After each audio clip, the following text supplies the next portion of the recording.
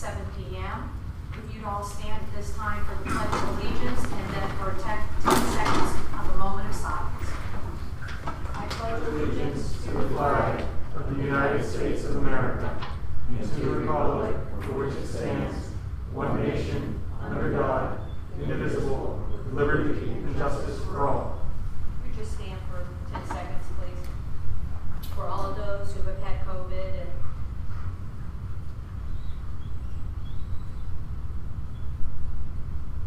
thank you. You may be seated.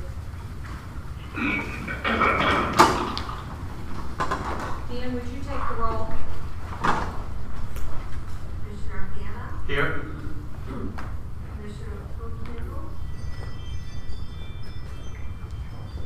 Yes, I'm here. Commissioner Houseberg? Here. Vice Mayor Hall? Here. Mayor Kennedy?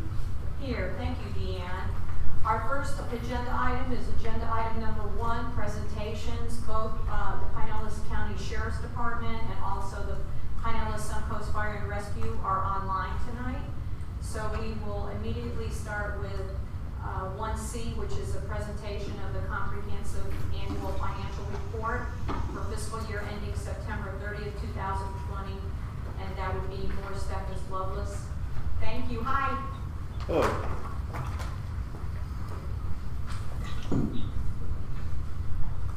All right, well, thank you. First, I just want to thank the Commission again for allowing us to continue to serve as your external auditors. I'll say this will be kind of repetitive tonight.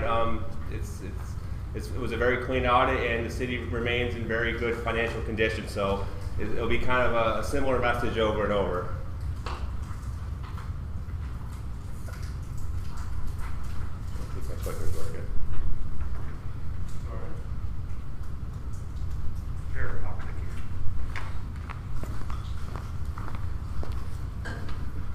Best effort.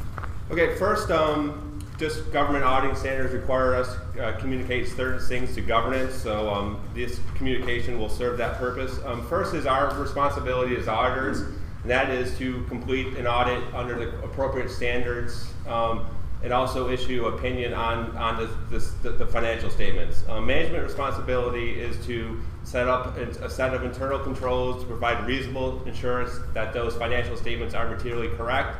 And also, they are responsible. It's management's financial statements, not the auditors. That's always an important piece to remember. That they have to take responsibility for the financial statements. We do test internal controls and compliance. However, it's not enough to render an opinion. It's really just to help us gain an understanding and plan our audit. I'm happy to report. We have no significant difficulties during the audit. No unusual accounting conventions, meaning there was no transaction that really lacked any authoritative guidance or wasn't recorded in the proper period. No disagreements with management, and there was no audit adjustments. And I think that's just an important thing to mention is when you request financial information from the finance department, you're getting reliable information because our audit, the numbers really didn't change from when we started to when we ended. So I think that's always an important piece to mention. And lastly, we completed the audit schedule in accordance with our planning communication letter that was sent earlier in the year. On to our services and deliverables. First is the independent audit report, and that is the report on the financial statements.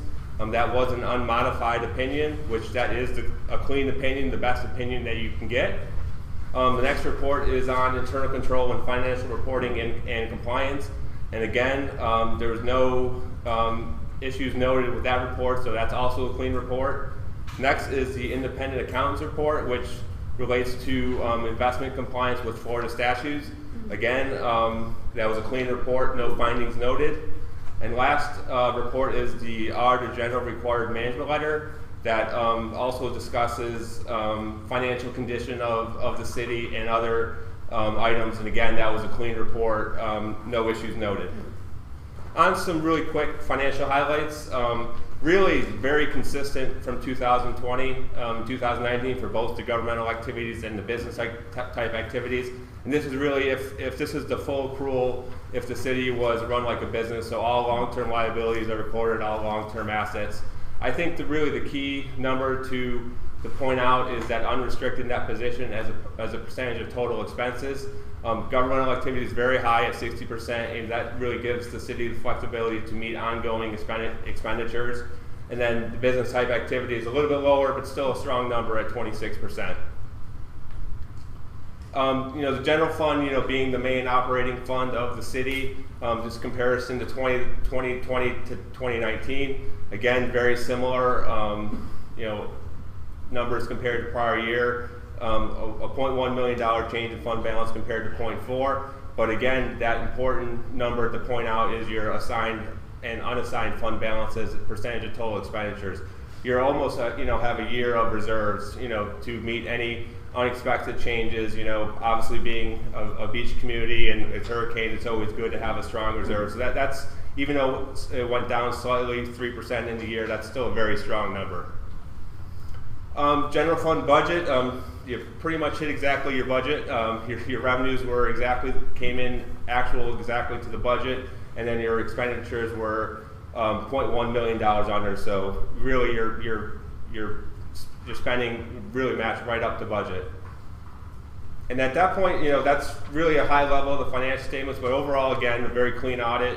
Something to be proud of for the city, and the city remains in very strong financial condition. But if there's any questions on the numbers or anything in the reports or anything on the process, I'd be more than happy to answer those questions right now.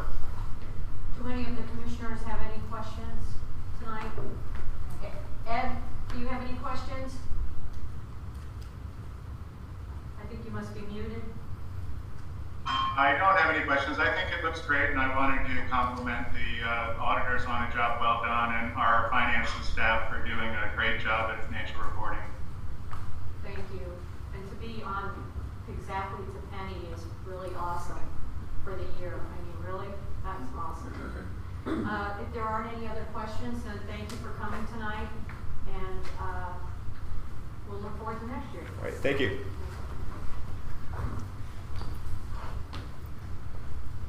With that, we're going to go to public comments, which are 3-minute time limits per speaker. Any member of the audience may come forward, give his or her name, address, and state any comment or concern that he or she may have regarding any matter to which the City Commission has control, excluding agenda items. All statements made to the City Commission shall be made to the City Commission as a whole and not directed to an individual City Commission member, and no personal or slanderous remarks shall be permitted. No speaker shall be interrupted, and no debate shall take place between the speaker and the City Commission. So at this time, if there's anyone who would like to come forward, please come forward and state your name and your address. Hi, Linda. Hello, Mayor. Linda Delina, 1201 Bay Palm Boulevard. Good evening, Mayor and Commissioners. On behalf of the Indian Rocks Historical Museum, we want to thank everyone for the tremendous support of our garage sale fundraiser. Like the saying, it takes a village. We would not have been as successful without the support of the local organizations, A2K, the Beach Arts Center, Greentown Kids, Homeowners Association, and the Rotary, who graciously posted the information on their websites and Facebook pages, and the many people who donated items for the sale. A big thank you to those who stopped by to shop, put money in our donation jars, and find out more about our new exhibit, Shifting Sands. To our museum board and volunteers who spent hours painting signs, sorting items, and working hard to make this a success, a very big thank you. This event not only raised money for our new exhibit, but renewed an awareness of the museum and its importance in the city for the preservation of its history. Thank you. Thank you, Linda. You're doing a great job at the museum. You really are. Thank you very much. Thank you. Is there anyone else who'd like to come forward at this time?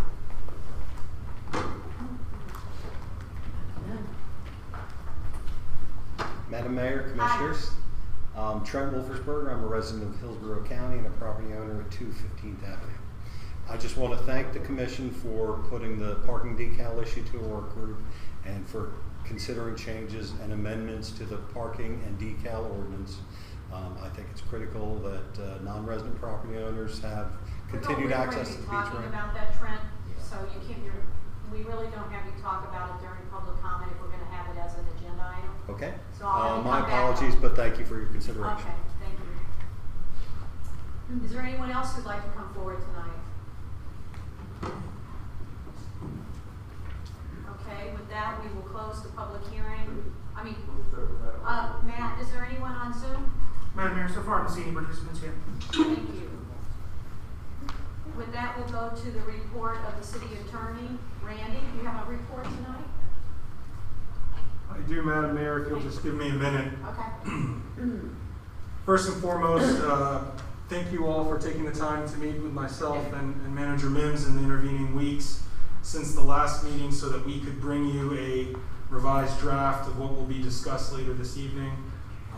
I'm always appreciative of this particular community's collaborative efforts as we approach drafting ordinances and resolutions. It's really, it's great to have differing opinions, disagreeing respectfully, and reaching new work product. It's a pleasure to work here. That said, we are in the midst of legislative session. To that end, I want to speak to a number of bills just so that you're aware of what's going on in Tallahassee at the moment. One of the bills that's appeared more recently through a strike-all amendment, as best I could tell in its legislative history, is House Bill 883. It seeks to overhaul code enforcement by preventing code inspectors from initiating enforcement based on anonymous complaints unless the complainant states that he or she has a substantial fear of retaliation or status-based legal jeopardy, and creates penalties for false claims of those things. This is the reason I raise this in this community. I know it's been advised in the past, especially as it relates to short-term rentals and disputes between neighbors, not to attempt to intervene or resolve them yourself, but to involve PCSO where appropriate or code enforcement where appropriate. So I am monitoring this. This bill already passed the Senate. Its House corollary is currently before the State Affairs Committee agenda. And so we'll see, it's the subcommittee it's before at the moment. It has not reached the House floor. We'll see where that goes. One thing that I don't fully comprehend in its language is it says the county is capable of recovering costs associated with false reports. I didn't see a corollary for local jurisdictions, on that, so continue to monitor and see if that gets amended. The short-term rental bills that were submitted this term, the Senate bill is on the Rules Committee for tomorrow at 9 a.m. That's Senate Bill 522. The bill in its original form had much broader preemption. It has since been amended. In its broadest form, it would have altogether removed municipal regulation, turned everything over to DBPR, the Division of Business and Professional Regulation. That's been walked back a bit. I'm not going to get into a great bit of detail because the House bill, and in order for any bill to pass the legislature, it has to pass both chambers in identical form. The House Bill 219 stalled as of March 18th and has not seen any record activity.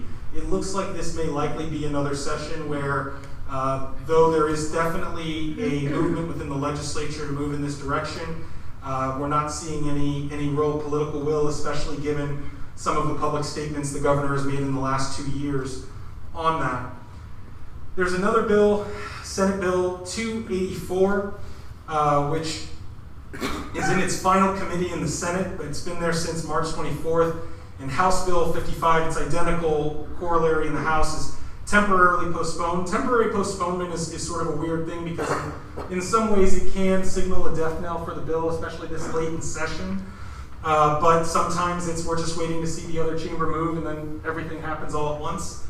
It would prohibit local governments from adopting land development regulations that require specific building design elements to single and two-family dwellings unless certain conditions are met, and provides that local governments may adopt LDRs or land development regulations requiring certain building design elements when they do a series of things. Not to go into a great detail about that because, again, it seems to be stalled at the moment, but to make you aware of the various kinds of preemption we're seeing in Tallahassee. Another one is House Bill 403 and its corollary Senate Bill 266. This is community provide predictability within the marketplace, among other issues, to operate it. So installation of a drive-through window, perhaps, or something like that. It can't require, you still have to comply with parking requirements and other similar administrative local rules, But if this passes, it would not only say going forward you can't do X, Y, Z, but anything you have on this goes out the door. And as I said, your manager has been very vocal with your local representatives about this issue and writing to and speaking to them on this. There's another bill on impact fees. This is more of an unfunded mandate, Representative Sigley. On occasions in the past few years, I've talked to you about the Byrd-Harris Act. That's a piece of legislation that provides civil recovery for something less than a taking. And it has only been amended 3 times substantively since adopted in 1995. There's currently a bill going that it's passed both the Senate and House in their second committees, and changing the procedures and remedies available to landowners whose property is inordinately burdened. Continue to monitor that, and we'll report to you if that substantively changes. And the final one that I think would be of interest to this community is there is a pedestrian safety bill that would swap, ultimately, over its life, if adopted, would swap out the yellow lights to red. Those flashing yellow beacons, it would say that by 2022, there would seek, presently at the federal government level, the regulation is that they have to be flashing yellow. What this would seek to do is go to DC and say, we'd like the permission to make them red only. No flashing yellow, but red only. The genesis of this was a juvenile who was hit and killed as a pedestrian in one of these crosswalks, and the representative who's bringing that forward. In the shorter term, before the 2022 side, it would require a traffic engineering study to be conducted, which recommends installation of a specified pedestrian crosswalk before the installation occurs. Require a pedestrian crosswalk on a public highway, street, or road which is located at any point other than an intersection with another public highway, street, or road to conform to specified requirements. Provide coordination requirements for those devices and signals, provided they would have to be facing both the pedestrian and the drivers. And so those are some of those changes. But suffice to say, a lot going on, and that's not the entire scope of bills on preemption, but some of the ones I thought that might more directly affect or interest this particular community. Otherwise, continue to work with your manager and staff on a number of matters as we move through the transition to what may likely be the next phase of this pandemic. As you know, in a lot of communities, while business needed doing, some things that were less urgent were not advanced quite as aggressively, and so revisiting some of those things that we told you roughly in February and March of last year we intended to bring forward and had to put on the back burner. So that's where things stand, and I'm happy to answer any questions you may have. Does anyone have any questions for Randy about the legislative or anything else? No. Ed, do you have any questions for Randy? No, I do not. Thank you. With that, we'll move on to the city manager's report. Yeah, good evening. I've submitted a written report. I'm just going to run through these quickly and give you a couple of other updates. Kind of piggybacking on what Randy was covering. And I mentioned this to the commission probably a year and a half ago, is that the legislature passed a law that was signed by the governor, and unfortunately it was voted yay by all our local legislators. And it has to do with trees. The city has a tree ordinance that's really piggybacked on county ordinance. And unfortunately, what this did was, if you're in the mode of taking down a tree on your property, if you can secure a letter from a landscape architect or an arborist that supports the general theme of safety either to your property or to an individual, they can bypass the city and take trees down. And we've already begun to see that happen. That's why I mentioned a year and a half ago, just to give y'all a heads up that that's coming. So they, once again, the legislature is struck. I recently approved the purchase order for the installation of 51 LED street lights in the business district. Those are the decorative lights that we have in the district, and all of those will be replaced with LEDs. Much crisper light, requires less maintenance and more energy efficient. And that's all in keeping we work together on energy efficiencies from solar panels to solar beach lights to LED lights in City Hall it's a continuing effort by the city to be more energy efficient. The Gulf Boulevard undergrounding project, we have one line left now on poles, one last utility company that still tell us that they'll be through with that project by the end of the month. I'm working with staff to develop an RFP for the Gulf Boulevard underground phase 2. That would be basically for just north of the Pocket Park, going as far north as we can go with the money that the county's allocated. Should be released to the public within 30 days, and then ultimately that will come to the commission, and y'all will approve the winning engineering firm. Randy and I worked together on a special magistrate RFP, just for the public's benefit. A special magistrate is basically like an in-house judge that the commission would hire that would hear really unique or complex code enforcement cases. Fortunately for our city, we don't have that many. I have 2 right now that I'm dealing with. So that RFP is out on the street. The city attorney and I will review the responses back from law firms, and then we'll make a recommendation back to the commission in the June meeting. The city received notice that we'll receive $1.8 million as a part of the American Rescue Plan.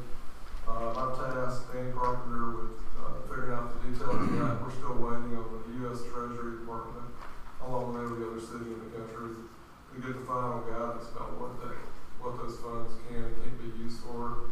And at a future point, we'll have a work session with the commission on how the commission wants to allocate that money. All the capital improvements at the Campbell Little League field across the street are finished. This year's enhancement included new LED lights and bleachers. And after the meeting tonight, if you have a couple minutes, we're going to walk over and hit a switch. You can see if you've not seen it. The finance director and I have begun the process of developing the 21-22 draft budget. The budget calendar actually is on the consent agenda, and you'll see more activity with that. And one last thing, there's a lot of givers and takers in life. Unfortunately, in our city, we have a family-run business that gives. And about 6 weeks ago, I had a call from Matt Lauder Jr., and he wanted me to come down and meet with he and his dad. And I did that. I took Dean with me, met with him. And make a real long story short, I sent the commission an email, but just want to address this publicly. They wanted to do something annually, in addition to all the other things that they, the Oktoberfest, Beach Fest, anything that involves the serving of alcohol, which is one of the things that the volunteer groups really generate a lot of revenue from. Everybody knows what that family does just for that. But they're always calling me asking, can we donate food for this, or you got to have an employee function come up. So anyway, they contacted me about 6 weeks ago, went down and had a Diet Coke with them.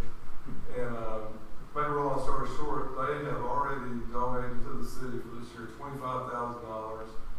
And they're going to be the complete sole sponsor of Hollow Fest, which is the fall kids event. And we've not had that for 2 years. Right. 2 years ago, it rained us out, and last year COVID knocked us out. But they will pick that up, and then the other amount will be allocated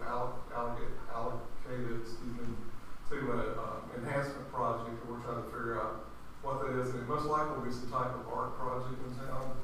But the great thing about them is that, like I said, there's givers or takers, and these are givers. And that's not the end of it. That's $25,000, and we shook hands and we walked out. Matt Senior looked at me and said, anything else y'all need, call me. So I just want to publicly recognize Krabby's and what they continue to do for the city. And that's all I have. I'll be happy to answer your questions.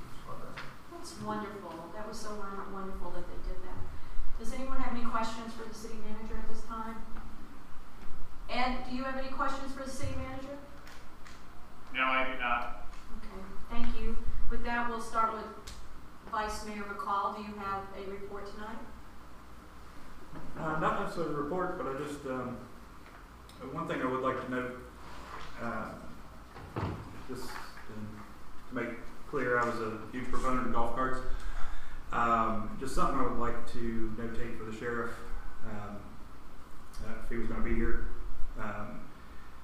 Just over the last month, I've seen 3 to 4 golf carts, not low-speed vehicles, but the unlicensed golf carts, plus another business owner sent me an email concerned about the safety of driving up and down Gulf Boulevard north to south. They're either sidewalk or in the bike lane. Obviously during tourist season, it gets a little hectic out there. I know the sheriff's kind of in a, gotta be in the right place at the right time. But if they just can kind of keep an idea on that, or an eye, basically. And one thing I wanted to kind of ask the city, I don't know if they were vacationers or, they appear to be, but I didn't know if it's something we could send either legally or have the gumption to let maybe the short-term rental folks know of our ordinance between the low-speed vehicle, if they are providing a low-speed vehicle with their short-term rental,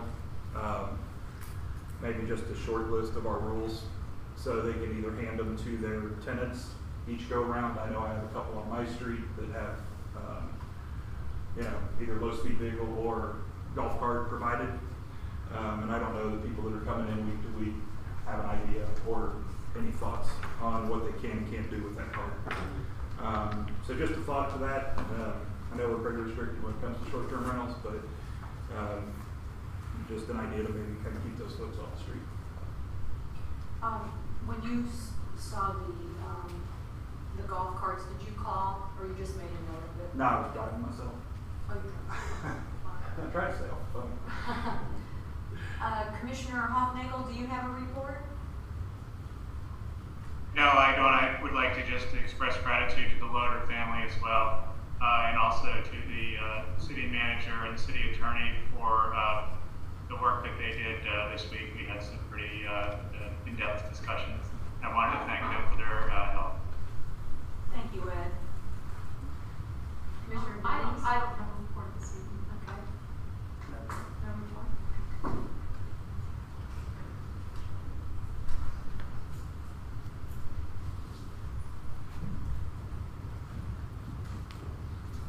Oh.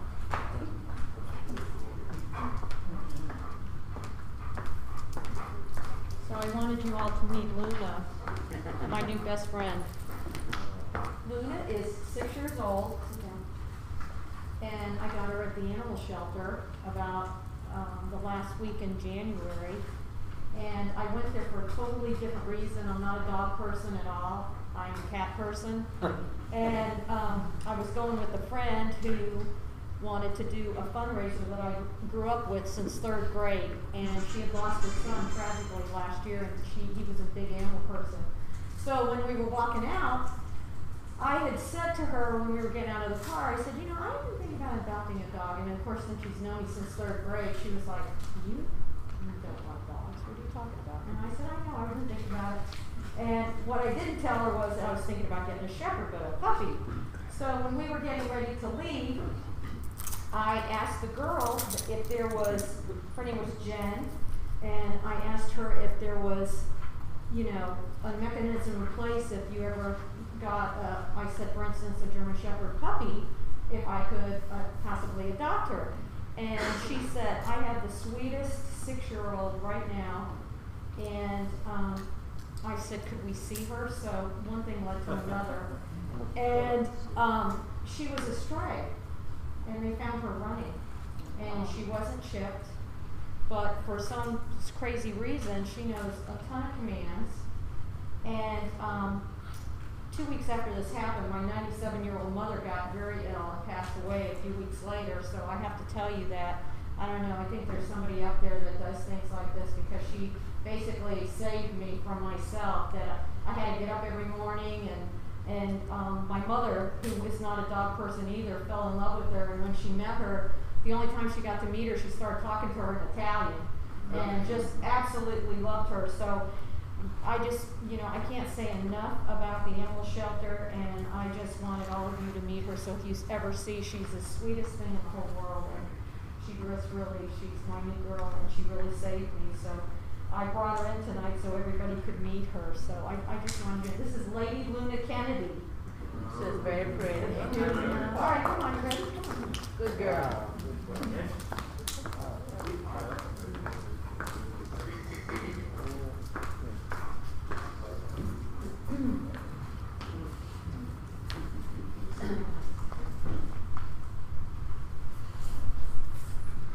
My son doesn't mind this well. Just saying. Okay, from this, we're gonna move on to agenda item number 4, which is additions and deletions. Are there any tonight? Hearing none, we'll move on to the consent agenda, and is there a motion for consent agenda? Madam Mayor, may I read You the items on the consent you agenda? may read it. Thank you. There are several items on the consent agenda. Item A, approval of March 9, 2021 investiture ceremony minutes. Item B, approval of the March 9, 2021 regular city commission meeting minutes. Item C, approval of the fiscal year 2021-2022 budget calendar. Item D, resolution number 2021-05, a resolution adopting Pinellas County's Community Rating System Multi-Jurisdictional Program for Public Information, PPI. Item E, receive/file the annual updates to the Pinellas County's Community Rating System Program for Public Information, PPI.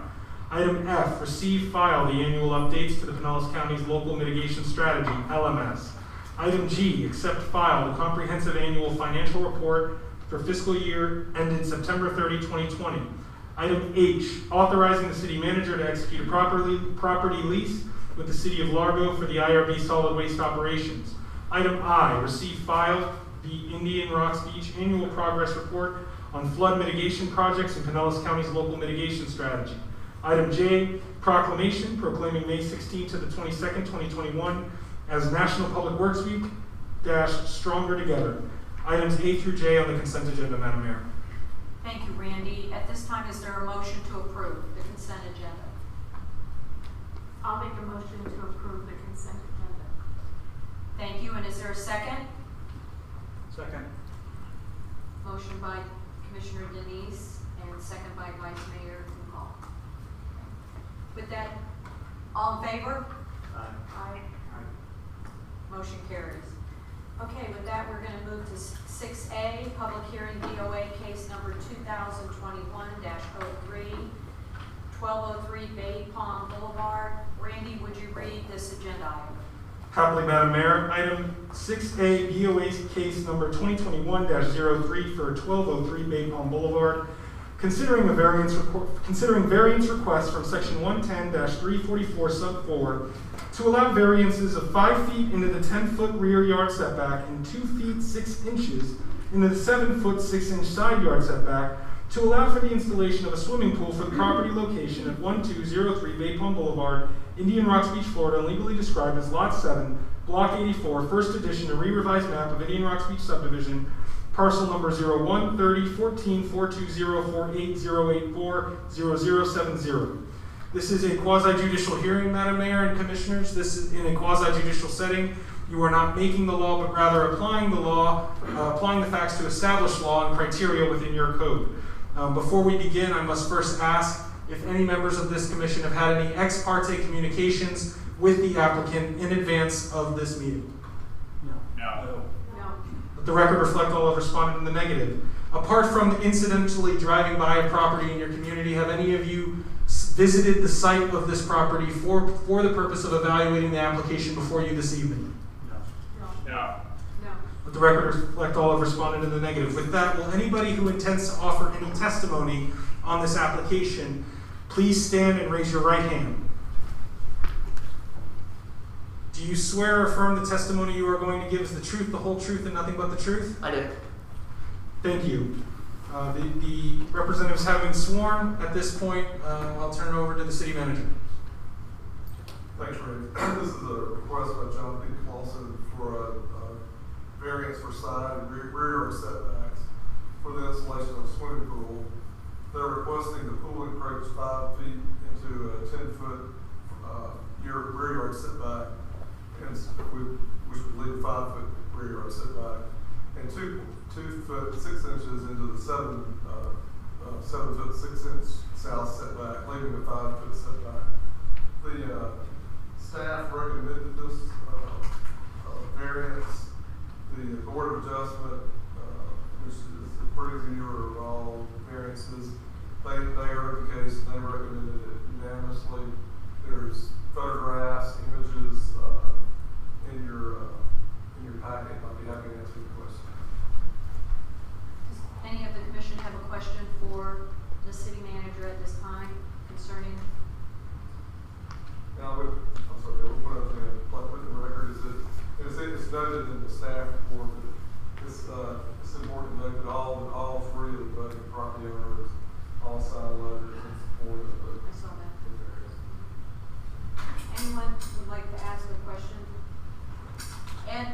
are you okay? I don't have any questions. Okay, thank you.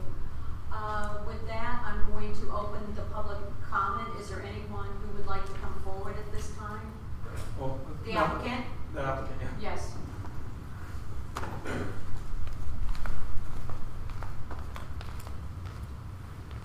Good afternoon. My name is Butch Brown. I'm actually the owner of Modern Pools. I'm here to give you guys some information. I'm also a neighbor and a resident of Indian Rocks Beach since I moved here in 1985.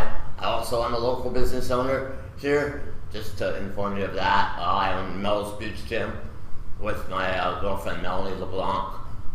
With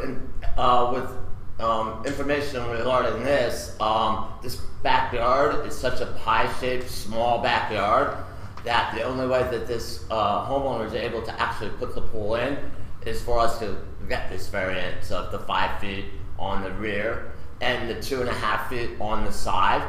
If you do look at the pictures, this is a unique property where when the builder built the house, that house and the house next to it, they actually have up a 6-foot concrete wall that goes all the way around the property.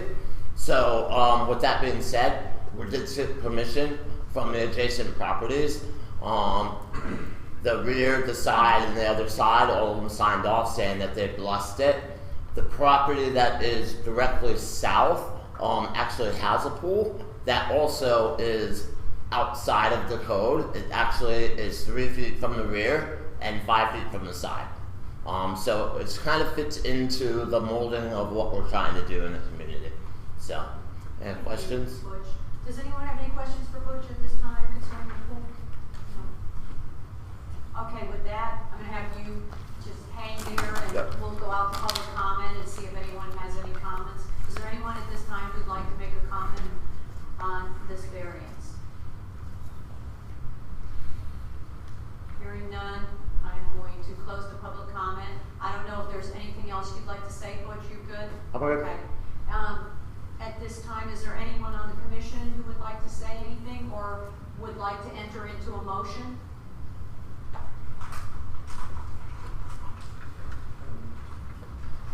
Sorry.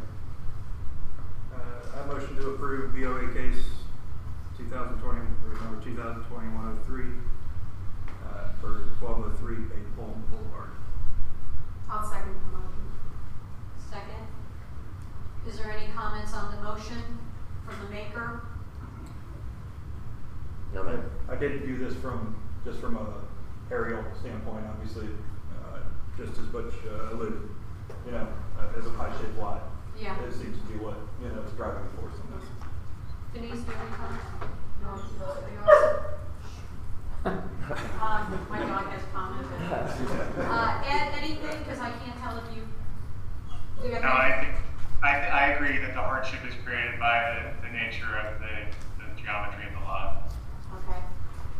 With that, Denise, anybody else? Ed? Phil? Denise, DM, you can call the roll. Commissioner Hammond? Yes. Commissioner Hoopnagel? Yes. Commissioner Houser? Yes. Vice Mayor McCall? Yes. Mayor Kennedy? Yes, motion carries. Thank you. All right. Let's move on now to other legislative matters, which we have none. Our work session discussion items, our agenda item number 8, and we will go to 8A, which is discussion of pickleball. With that, what I've decided is that we will go right to the public comment. We're going to open it up to the public comment and give the public a chance to come forward on this agenda item. And with that, whoever would like to come forward first may come forward. Excuse me, Mayor. I think Dr. Maggie has information to hand out to you. Okay, that's fine. Just want to make it easy on the commissioner. No problem, We are Maggie. discussing.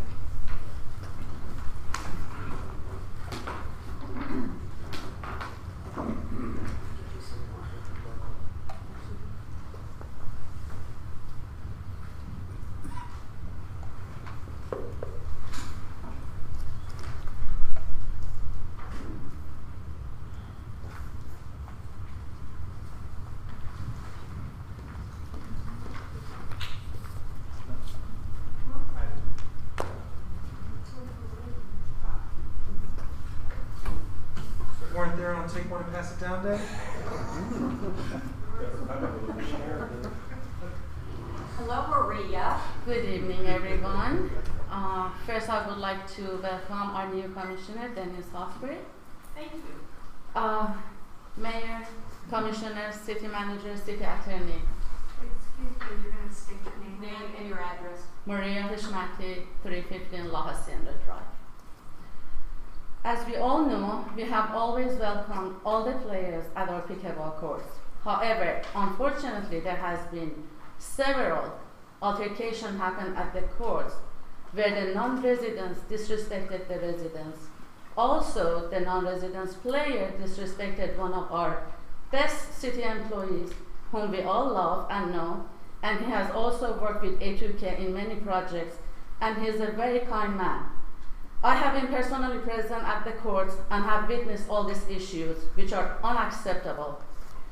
What else does need to happen at the courts in order for the city to solve these issues that we are facing? This is our home, our beautiful town, which we love, and live in peacefully and respectfully. We are all neighbors and we care for each other. Some of the non-residents don't care about our beautiful town. They just come here, play, be rude, and leave. They simply do not care the way we care. The city website is also indicating that the course at the Cole Park is for the use of residents and homeowners and guests. The Brown Park, however, is open to all. In the past, the residents had to get a key from the city in order to access the courts at the Cole Park. This is a city park and has been a city park back then as well. So I'm wondering what has changed, and if anything has changed, what date and how did it change, and why there has never been a notification about this. Thank you. Thank you, Maria. Thank you, Maria. Thank you, Maggie.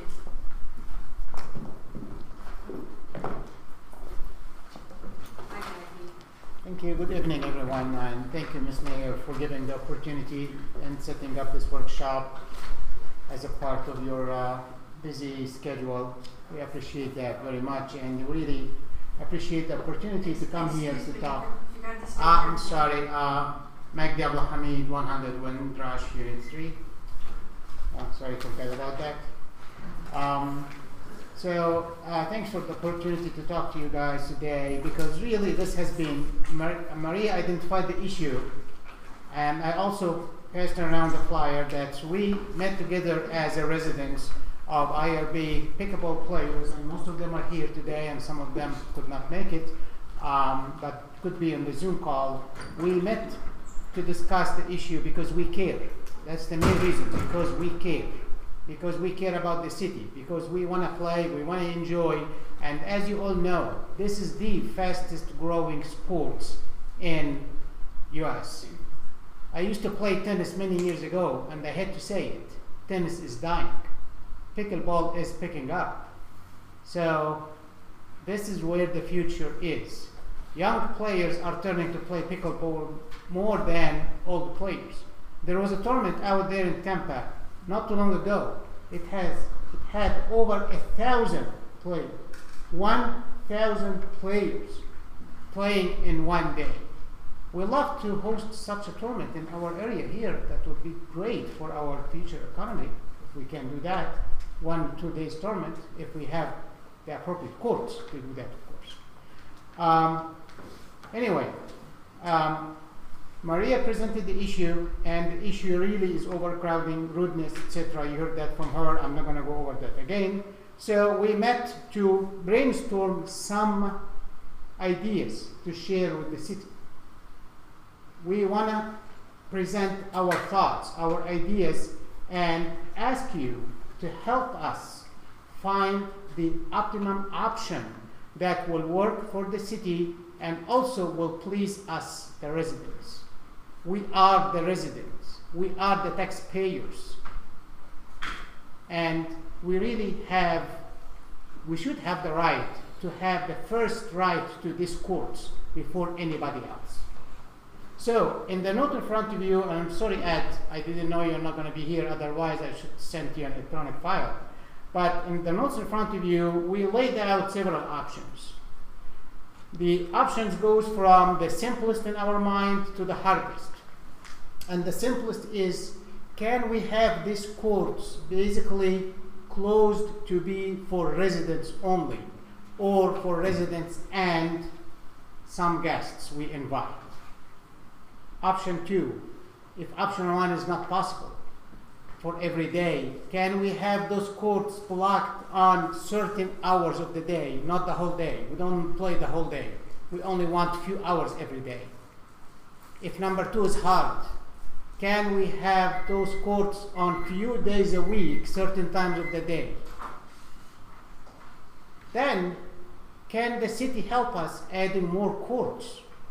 As I said, there was a tournament out there in Tampa that attracted 1,000 players and brought a lot of money to the city. Can that apply to our little city here once or twice a year if we have the appropriate number of courts? And the option we are offering you, or the option we are rolling out or presenting to you today, I don't think, from my own perspective, I'm not an engineer or an architect, but we already have an existing 2 tennis courts. And as I said, the tennis is dying.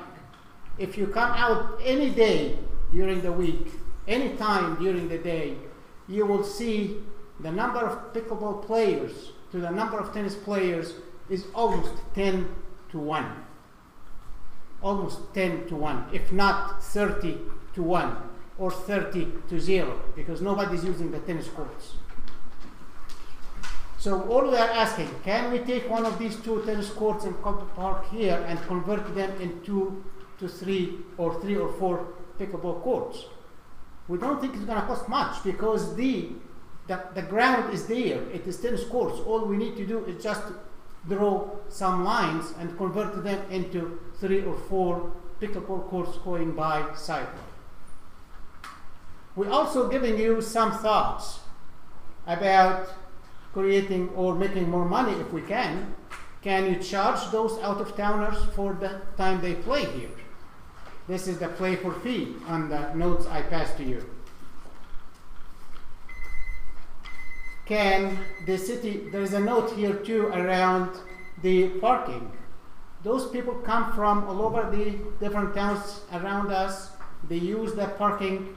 They park on 1st, they park on 16th, they park right here across from the city hall. Can we limit the number of parking? Like, we are trying to throw at you as many ideas as we can. We are trying to help you.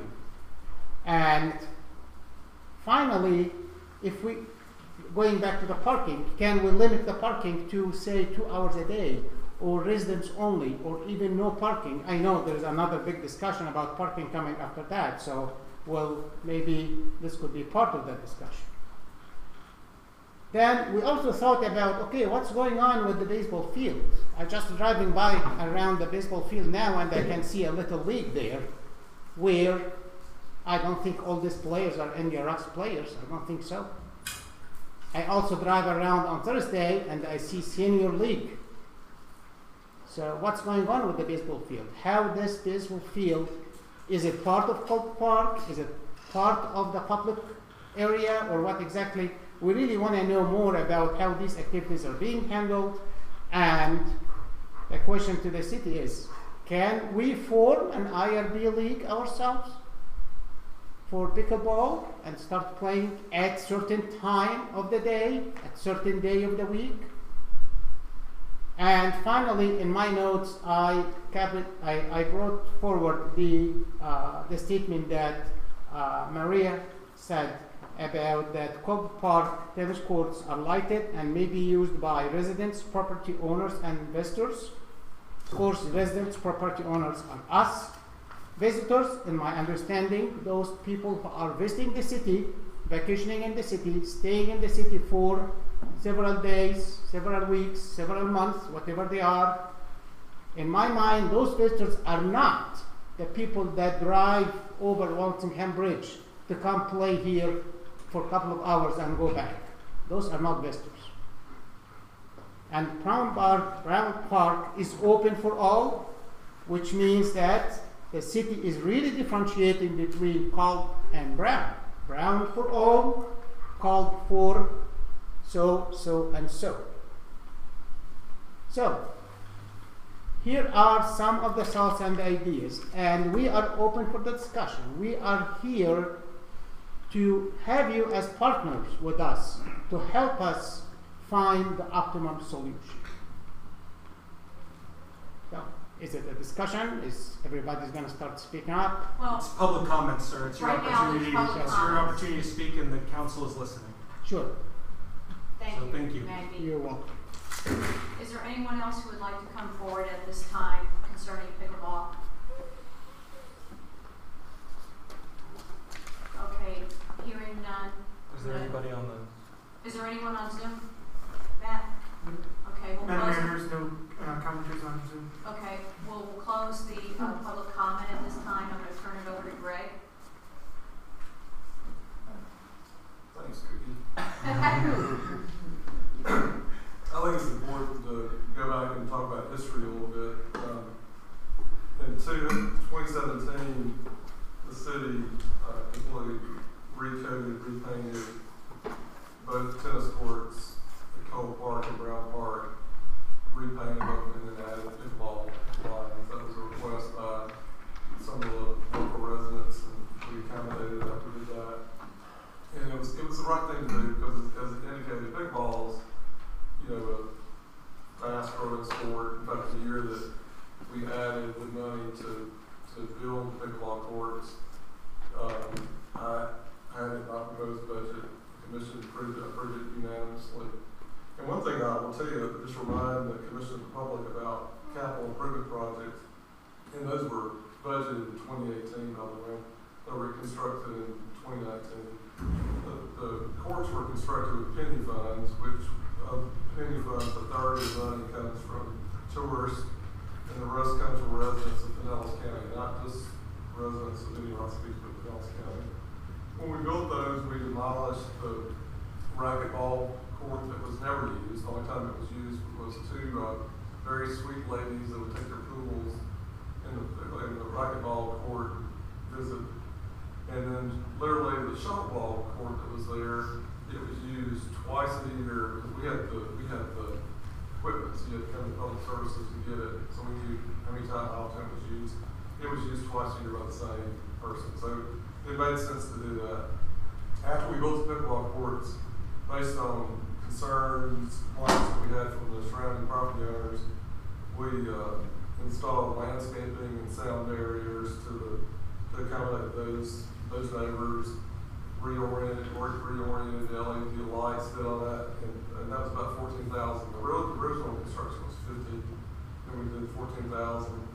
And then a year or so ago, we had a continual request for more concrete around the pickleball courts, between the pickleball courts and the restroom area, because there's so many people there. It was not a good situation. We did that. It was about $4,400 that we spent doing that. The website, you know, this is something that goes back probably for me. Right off the time I got here is when the blocks were cut off the tennis courts, because that was not working. Because the fallacy is, well, those are public parks. The fallacy of only residents had keys. What was happening was residents had keys, and they were making keys and giving keys to other people. That wasn't working. And tying back into how we got to where we are with pickleball, and the thing that made sense about using the tennis courts for dual purposes was that, you know, let's let people play, because the fact of the matter is the tennis courts were sitting empty most of the time. So that was done. So this reference, weird things on the website, it'll be off in the morning. I'll take that off. The baseball field, the city for, I don't know how long, Ian's been here for a long time, he's been here since the dinosaurs. The city's had a lease with the Little League probably for 30 plus years. The Little League holds a lease with the city for the baseball field. We don't get into scheduling, we don't get into signing kids up, they do it all. They don't discriminate. If you're a kid and you want to play baseball, if you're within the right age, and you get to have like a physical exam, medical exam, certain things you can play. So they have the lease the field. In the lease, it says in the lease for the baseball field that during the times the Little League is not using the field, that anybody can use it. So that's why on Sundays sometimes you'll see little kids out there playing, or during all these spring breaks, and people who've been out of town, you'll see families out there that are playing the baseball field. When I got here, there was a trying to think of the right word to use, there was a feud going on between the IRB Senior Softball League and the Little League about the use of the field. And I'm pretty straightforward, let's get to the issues and work it out. So I set up a meeting between the Senior Softball League members, and the Little League president and some of their board members. And we sat down in my office, and basically I just got them to say, look, the lease says that during the times the Little League's not using the field, the public can use it. And then the Senior Softball League had formed, so they wanted a more formal arrangement. And that's worked out very well. Now every year, the Senior Softball League sits down with the Little League, and they work out schedules. And then anytime we have construction going on, we just have to say, okay, we're closing the field. It's like we did for the light. So one of the ideas that was brought up was if the pickleball players could form their own league. I think that's you or Don. The pickleball players could, in fact, organize, put together bylaws. The Senior Softball League is they have their, I think they're I totally missed it because they did all this other stuff. They did this. But they could do that and then come forth, and I wouldn't have any issue working with a group for the pickleball courts. Of course, that's be subject to the commission being comfortable with that. As far as parking, there's plenty of parking here. One of the things that we did was, and one of the things on the list was that I looked at, because I'd seen this a couple weeks ago, was the idea of restricting parking right around the pickleball courts to residents only. Y'all already made a decision on that. It was an ordinance that you had before you that was going to restrict and basically state that during certain hours, only people with decals can park on the street. That didn't pass. So that's not an option I have. But one of the things that I did do after that did not pass, we added some additional resident spaces. We added some at Browns Park. We added some right across the street here at Colton Park, and I added a couple more down up in Nature Reserve. So really all the parks I have resident spaces. So the thing that I think probably is maybe the most viable, this is my suggestion is let the pickleball group look at the possibility of forming a league. Of course, one of my suggestions about that is that it needs to be like the Senior Softball League and the Little League. Is that if they formed a league, and the commission was okay with that, it needs to be open. I mean, it needs to be inclusive.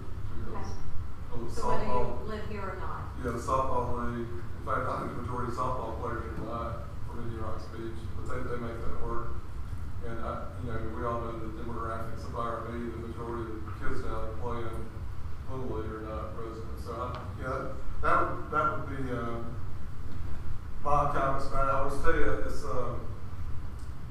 I'm proud to have recommended in the 2018 budget to pickleball courts. But I will tell you, to the process of dealing with complaints, harassment of employees, it's not just one employee, it's most of them. In fact, I think I told the commission earlier in a memorandum that I literally have employees that don't want to go to the pickleball courts during times that there's active play going on in pickleball. I'm not trying to offend anybody, and that includes residents and non-residents, by the way. So I think the league thing's a good thing to pursue, and if I can help facilitate that or work with whoever, I'll do that as long as the commission is comfortable with that. So that's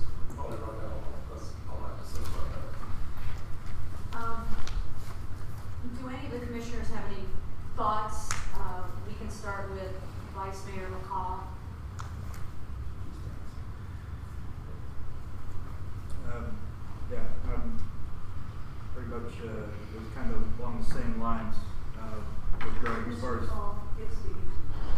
I apologize. Is that better? Is that on? Is this on? Yeah. I was looking kind of down that same path as far as league. I thought that was a great suggestion. And the other opportunity I was just looking at was, as you talked about, you know, the city budget or converting some of the other tennis courts to give more ample space. You know, from the other information we've gotten, you know, limiting that to residents only obviously may cause a problem. But I was thinking maybe, you know, the nonprofits may get involved with this with either the HOA or A2K from funding of that type of enhancement to those tennis courts if that's a path we want to take. And one thing I didn't say while we're between commissioners' comments about this is that I asked about 2 months ago for Dean to get me a quote from the company that we used when we resurfaced, because whether we left the courts like they are or not, they're getting to the point where in the next year or so we need to fill the cracks and recoat them. And we can, if we wanted to convert the 2 tennis courts in Cole Park to pickleball, we can at least get 4 there. We may get more. In fact, my daughter and her family lived in the subdivision in Jacksonville Beach, a private subdivision, and they had their tennis courts that way. There's actually portable nets that are on wheels, and you can roll them out, and you can use it for pickleball. So there's a variety of options. Putting all our cards on the table. My only concern about doing that is that success brings more.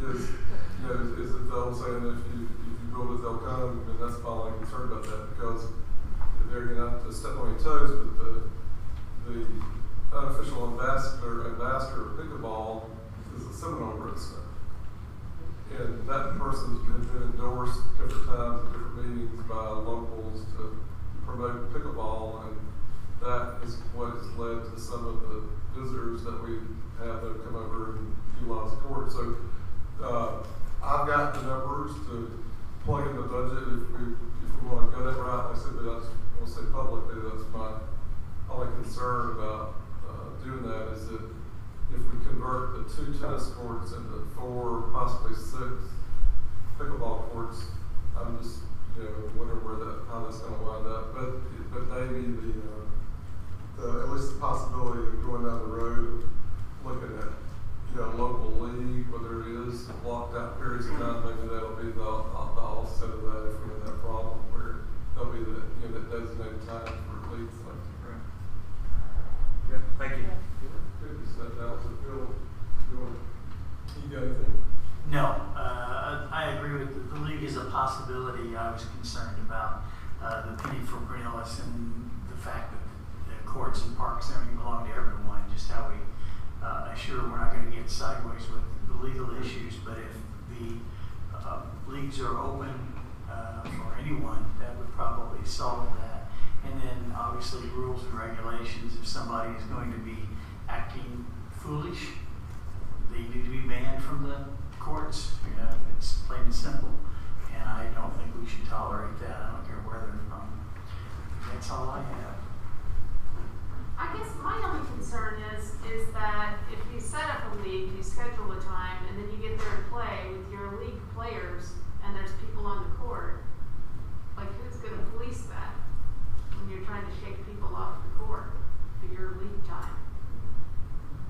And that is the city going to be responsible for policing of that effort?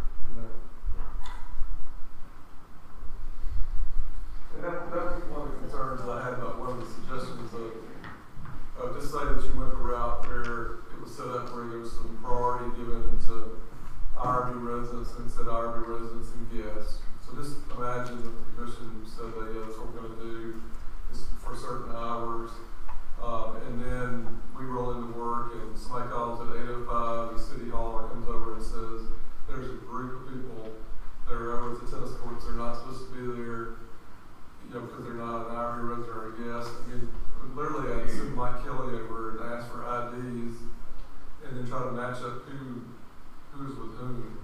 And that's why I think probably the league thing is the only way to really look at this, because this is not a practical way to do it. In fact, I never had that discussion with Randy, but Mike Kelly can't force somebody to produce their ID. I think most people are pretty cooperative with us, but there's just a lot of inherent issues with going with that route. Ed? Yes, can you hear me? Yes. Okay, I have a question first. Has the legal memorandum that we received, has that been provided to the public? Are they aware of the content of that legal memorandum? The legal memorandum reference was in the agenda packet materials available to the public. Whether the members of the public have had an opportunity to access it or digest it, I don't know. I will, for purposes of the record tonight and those present, speak to that. I did not speak up sooner, just given the nature of the direction of the dialogue. I, at the request of the town manager, and having observed some of the email traffic and feedback at the public meetings over the last several months, did draft a memorandum on the issue.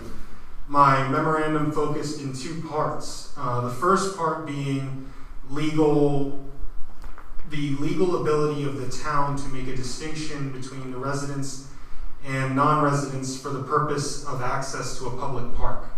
And the very simple analysis being such restriction is unconstitutional. The town cannot, or the city rather, cannot employ some restriction or regulation that restricts park access. As desirable as pickleball is and the growing fastest sport, it is not a mystery to anybody in this room that your greatest resource are your public beaches. And no sooner than we could close off the beach or a portion of the beach to residents only, could we do that with the parks. The same analysis holds here. And so, and by this is not, I know when the lawyer starts talking, the inclination is, that's somebody else, what does that guy know? This is not some esoteric legal principle. Very recently, actually within the last year, the city of Palo Alto, California was sued by a consortium of advocacy groups and residents or non-residents in connection with a prohibition that had been in place since 1965 for what is known as Foothills Park there. Since 1965, the park was off limits to people who lived outside Palo Alto unless visitors were accompanied by a city resident, not unlike has been discussed tonight.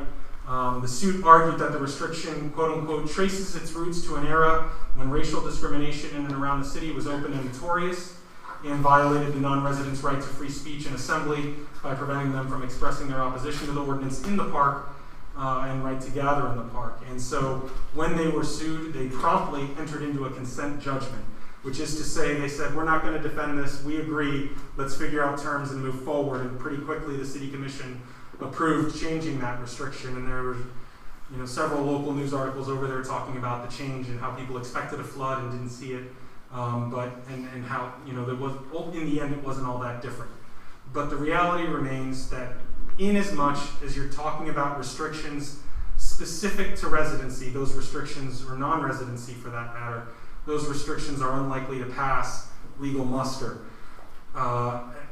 as it relates to access to a public park, especially a public park paid for by taxpayer funds from beyond this community. Not that that would limit it.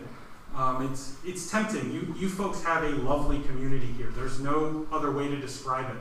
You talk about the solidarity of your businesses investing, the folks here tonight. You have a tremendous resource, but you still have a city. It is not a country club. And so that's the challenge that you face. It's not a closed off facility that way, and it has to be managed as such. That is not to say there are not other administrative remedies. Those have been discussed tonight, whether it be erection of additional courts, formation of a league, but even as you talk about leagues, the gentleman who spoke earlier even referenced there's softball leagues, but those aren't people who are not necessarily limited to Indian Rocks Beach, and the same with the Little League. And so the non-residency element of that. As it relates to some of the other discussion, this was not addressed in the memo. the greater social consequence of erosion of civility is a whole nother philosophical point I could address, but what I will say is, whether it be fortunately or unfortunately, it is not against the law to be a jerk. You know, it's just not. Those deputies who serve and sit at the back of the room will tell you they're called a lot of times just to be the grown-up in a situation between two adults, trying to figure out how to just be civil and work their disagreements out. But it's not against the law, and we can't ban or trespass people permanently or otherwise based on a lack of respect or foul language, things like that on isolated instances. It's certainly tempting in instances, but we have to be mindful of that. And so, that said, there is a second half of my memo that addresses alternative administrative remedies, and it did have a cautionary tone, advising, one, that the same mindfulness of this being a public forum and the constitutional analysis would still apply to those, and that if the city desired to move in that direction, it needs to recognize the resource allocation and prioritization that may require in working with the administration. Obviously, you've heard the comments tonight from the administration, who's willing to talk through solutions. I just want to reiterate, when we talk about leagues, that the way your city operates, this city does not operate a Parks and Rec program where it administers sports leagues for juveniles or otherwise. And so the leagues that have been referenced operate independent of the city with access to city resources. And so, in as much as the management has expressed a willingness to work with access to resources, it was not to formulate and fully administer such a. And so that's what the memorandum speaks to. There are solutions, but at the legal framework being, or the fetter on this entire process being, this dialogue can't revolve around residents versus non-residents. It needs to be more just about managing a scarce resource. Thank you, Rand. Thank you. I appreciate that. And so I want to keep the floor for a moment, Cookie. Sorry. No problem. In the event that there was a league created, and in the event that that league was deemed to be restricting access to the league based on residency requirements, the board of directors of that league would be liable in a lawsuit situation for any exclusionary behavior which violates the right of access, First Amendment, and all that stuff, which is an important part of our the way that we behave as citizens. So bear that in mind. I'm kind of speaking to the audience who was there and presenting different ideas about wouldn't it be great if we had a league? It comes with a lot of strings attached. I have a second question, usually for the city manager. I know that some of the tennis courts are painted.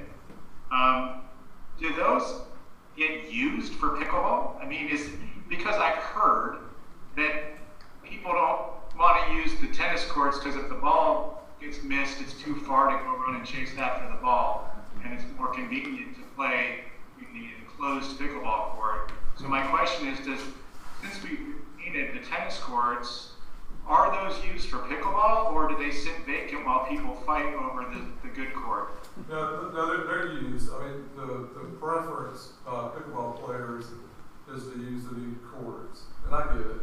I mean, they're the appropriate size pickleball courts. You will see on occasion, it doesn't happen very often, you'll see on occasion where there are people playing pickleball and there'll be people waiting in chairs to wait to get on pickleball courts, but they are used.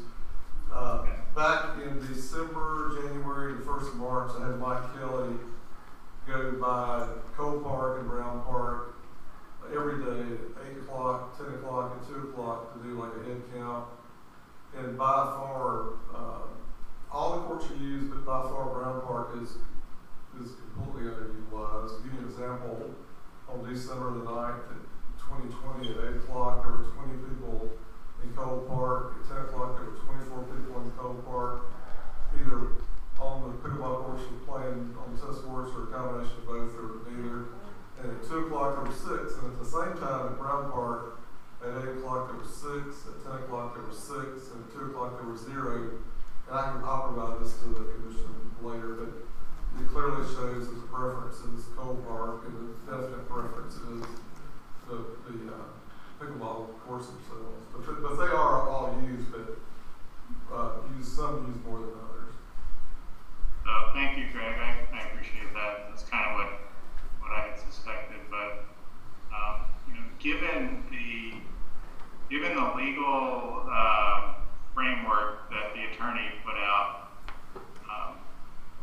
I'm of the mind that probably the most appropriate solution is going to be something that increases the number of pickleball access points. In other words, more courts.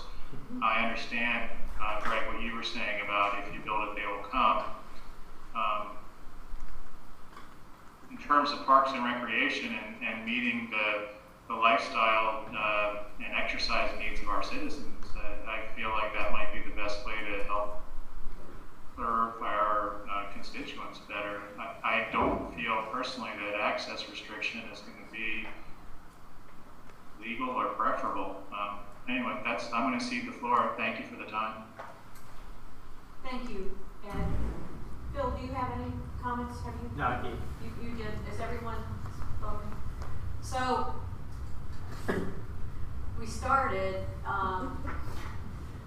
I guess it was, I don't know, 8 or 10 months ago, and when some of these issues came up, and I did go to the city of Largo. I spoke to several of the commissioners, the vice mayor. I talked to the Recs department about some of the issues that we were having here, and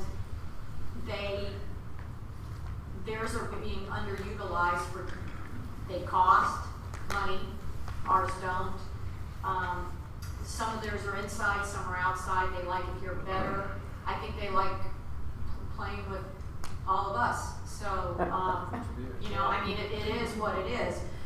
I understand Seminole is very similar, but I had a lot of discussions with Largo about it. I thought we could make some headway, but the head of the recreation department there was not interested in doing anything to add more courts.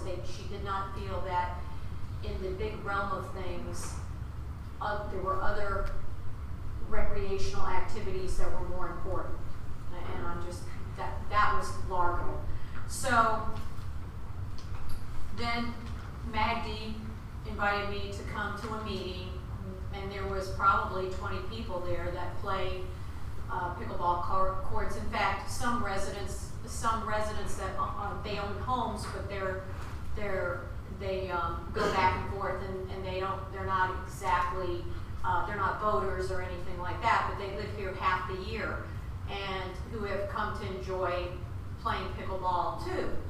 So we went over, and I believe there was about 17 items, and I made a comment after I wrote everything down that everyone talked about, that, you know, my experience going back many, many years from my mentor Bob DiNicola was, because I had lists like that when I first became a commissioner, was he looked at me and said, that list has 65 things on it, you better hope you get 2.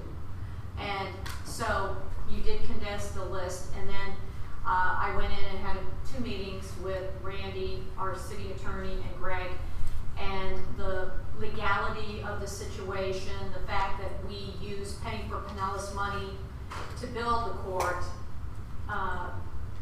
all of these play a part in why it cannot be just for Indian Rocks Beach residents. One of the things that we talked about was the parking. And I did speak to Greg about it earlier today, and whether there could be some restriction. And there is a restriction that 2 of the parking spaces are for Indian Rocks Beach residents. And my thought was, you know, maybe we could, because one of the things that Maggie had said to me was, you know, people love it so much that they're coming from out of the area and they're staying 3 and 4 hours at a time to play. So, you know, there could be a discussion maybe about the parking of, you know, maybe more where the art center is, that small area there, perhaps to say more that those were for Indian Rocks Beach residents. We decided that limiting was probably not a good idea. So, where do we go from here? What is the will of the commission after all of the comments that were made by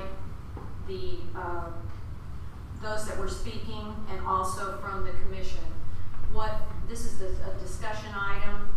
Greg has mentioned to be a part of he would more than be happy to sit down with some kind of a the league situation. Ed has mentioned that there could be legalities from that, but maybe we can work through those. So, how would you like to proceed with this? Greg? You looking at me? Yes, sir. You're my guy. Well, I think for my purposes, because we already get into the budget cycle, I'd like to maybe just get feedback from the position to do it about your thoughts individually about converting either one or both of those tennis courts across the street to accommodate football. And I know that we as a tennis court company, because obviously in the business, so we do this all the time. I know we can get four over there, four additional, maybe more than that, but I think I'd do that, get them to draw that. But I'm specifically, I'm interested in the commission as we work on the budget, is that knowing what may come with that, is that something that y'all are interested in? If it is, I'll try to incorporate that in the budget. So I'm interested if you like that or you don't like that, or what do you think? Why don't we just poll all of us? What do you, Phil, would you be okay, or? Yeah, I think so. I think as long as you already know what the potential problems would be. So how are you going to fund staff to take care of that? And I think having the rules that need to be posted. Maybe also, I don't play pickleball, so I don't know. But how long does it take to play a game typically? How much time is enough time? Is there something as far as the regulation of time on the court that to get speed play up for everybody? But I think it's a viable thing. I'm glad to hear we'll leave at least one of the parks open for tennis, because there are still people who play tennis, maybe not as much, but I think if you shut all the tennis courts down, you're going to have some hassle. Just to make it clear, what I would propose is that we would resurface the two tennis courts over here, stripe everything back that would accommodate tennis and pickleball, and these are nice nets. I'm not talking about cheap things. Portable pickleball nets that can be rolled out and used during the time that tennis was not going on. Because there has been during the period of time that we converted more into pickleball, there have been complaints from tennis players about, because that's the only lighting courts that we have, so you can't get down here. So it would be a grade A class pickleball court with nice portable nets can be rolled in place and rolled out of place. These would not be fixed nets. Okay. Yeah, I mean, I think that's a great solution. Just create more opportunities for people to come play. Vice Mayor McCall, do you have any thoughts? Those are really the two options I saw. Like say, if we give more access, and then really, but as Ed alluded to, we're all part of different associations here. We can say if you want to take on that path of building a league, like Ed alluded to, there's obviously legal components to that should be considered from the league formation and the city and how it interacts would be my only concern. Any restrictions there? And do you have any other comments before I finish this agenda item? Yeah, question for you, Cookie. You said Largo charges for their pickleball courts? Yes, they do. They do. They have. You become a member of the Highland Recreation Complex, and you pay through that. And that's for indoor as well as outdoor courts? Yes, to the best of my knowledge, it is. And that's not one of the options we discussed. I did talk to Greg about it, but because we don't have a recreation department here. Yeah, well, if you look at the larger cities, typically when you go to a rec center, you check in, and you play basketball or you handball or tennis, whatever, and then you go through the building and you go out on the courts. We're not set up that way. So, I would not recommend the commission consider like annual memberships or any of that, because we don't have staff. One thing, if I can, that I want to address something that Phil had mentioned, is that in the city code, I mean, there's a general code of conduct for parks. And to address your question about it earlier, the suggested guideline that we have up on signs and tennis courts and over pickleball is that there's out of courtesy, we try to ask people to limit plays in an hour. If you've got 30 pickleball people lined up, they can have it up.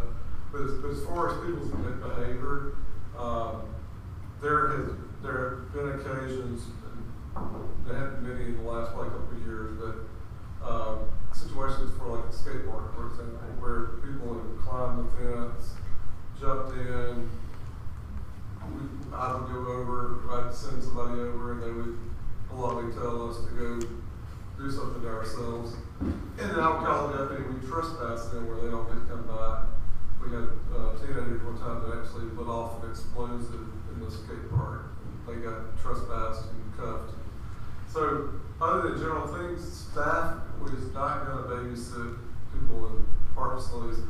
I've been here almost 8 years. I've never been called to the Little League field to resolve a difference with. But if it rose to the level where, it was going to be like a physical altercation or somebody's just cursing extremely, that would probably rise to the level where we get involved. Just routine disagreements. You're supposed to disagreements. Go into the senior softball league and see how that is sometimes. Other than that threshold, we're not going to get involved in regulating. We're talking about adults. But and I just want to make sure we understood that. This won't involve any additional staff. It'll be, if we have that severe a problem, we'll deal with it.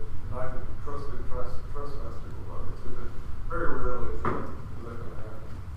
So, Greg, to kind of fill this in now, we will put into the budget. Well, I wouldn't go that far. We'll consider it. Well, I gotta do. Well, I'm not going to put in the money for the original course. Just remember that. But no, what I'm telling you is that I don't see any issue with it. I just got to get the numbers. And when you get a draft budget based on the consensus of what y'all indicated tonight, you'll most likely will see money in there for some straight reason. If it's not, y'all approve the budget, you can turn around and put money in there. But I just need to go back and get updated estimates based on the max number of courts that we that we fit on the tennis court. I know the minimum I can, but I'm not sure about 6 or whatever. But that'll all be part of the budget that I'll work on. Greg, will you, after everything that's been said, do you still want to consider the league aspect? I'm not going to, the city's we're not going to initiate. Okay. Yeah, as it relates to the league, that would be something private individuals would do, and we can't give them legal advice or administrative guidance. Okay, then you understand.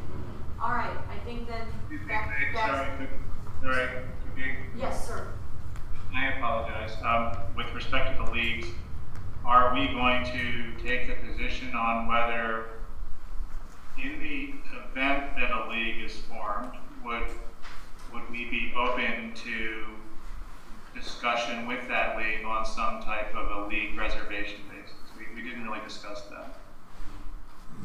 Greg? That's up to the commission. My commitment is just like when we look at budgeting, the resurfacing and restriping the level pickleball courts. If there's enough y'all that are interested in that, then you signal that to the people that are interested in pickleball. And as they kind of gather their thoughts together, I'll be happy to visit with them and see kind of how it's going. Just like Graham said, we didn't give recommendations on updating like the Little League bylaws and how they operate. We're not involved in the senior softball league, but normally when agreements are going to be put on an agenda to come to the commission, that's when I get involved. So I'll be happy to, if they try to pursue that. Once they have like a draft or whatever, I'll be happy to sit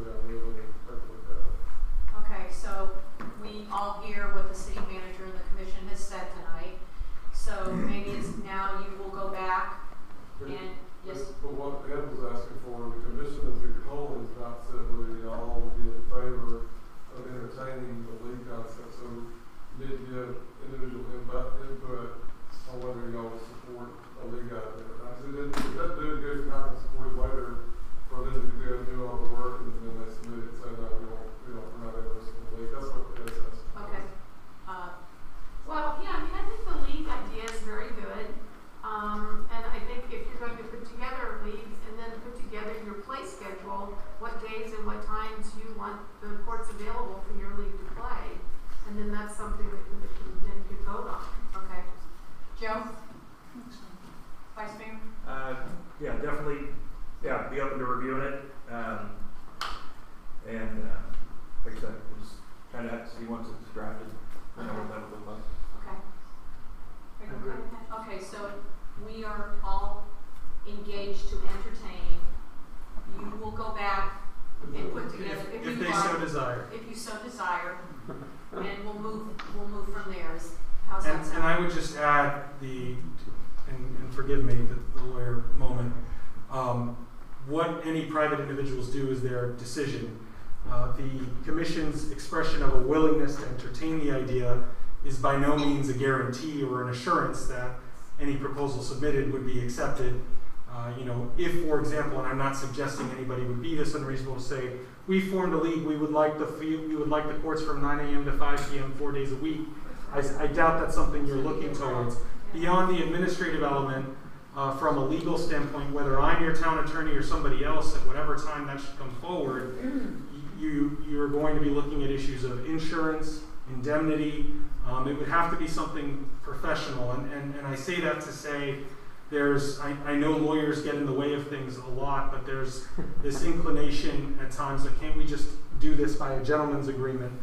And these sorts of things are the things that later lead to, especially when you're talking about a recreational activity, can lead to personal injury, can lead to those sorts of issues. And I would strongly encourage whoever your legal counsel is, whether it be me or somebody else down the road, as these things come up, to make sure the town is protected in those regards. And I'm not suggesting anybody would do otherwise, but I say that to say this is by no means a guarantee that if presented with an agreement, the the city would entertain it and accept it. This is not sort of a reliance standpoint that we did all this work and now you have to take it. This is a willingness to see and speak once something concrete is to be considered. Okay. Thank you for coming tonight for the pickleballers, and I think we kind of are all on the same page as far as what we each have to do. And I thank you for coming. I thank you for the discussion tonight, and I hope that we can be of service and that we can work something out for all. I would like to see all of you happy because they're just such great courts, and I think it's great exercise, and it's just a really good thing for Indian Rocks Beach. So with that, we're going to move on to 7B, which is the discussion of Ordinance 2020-08, which are the beach decals, the hang tags, and the 15th Avenue boat ramp. And Randy? Yes, thank you, Madam Mayor. On the item 7B, the discussion of the ordinance and amendments thereto, for roughly a week now on the city website, there's been posted a copy of the proposed changes along with an agenda memorandum that, as succinctly as I'm capable of, succinctly states them. I'll go through and hit the highlights for those present and for the benefit of the commission. There was a narrow change to the findings of fact, adding and just explicitly acknowledging the scarcity of the resource, in this case the parking at the beach accesses. And when we say parking at the beach accesses, I want to be clear, we're talking about parking at all of the beach accesses, not necessarily the beach access any one individual desires access to.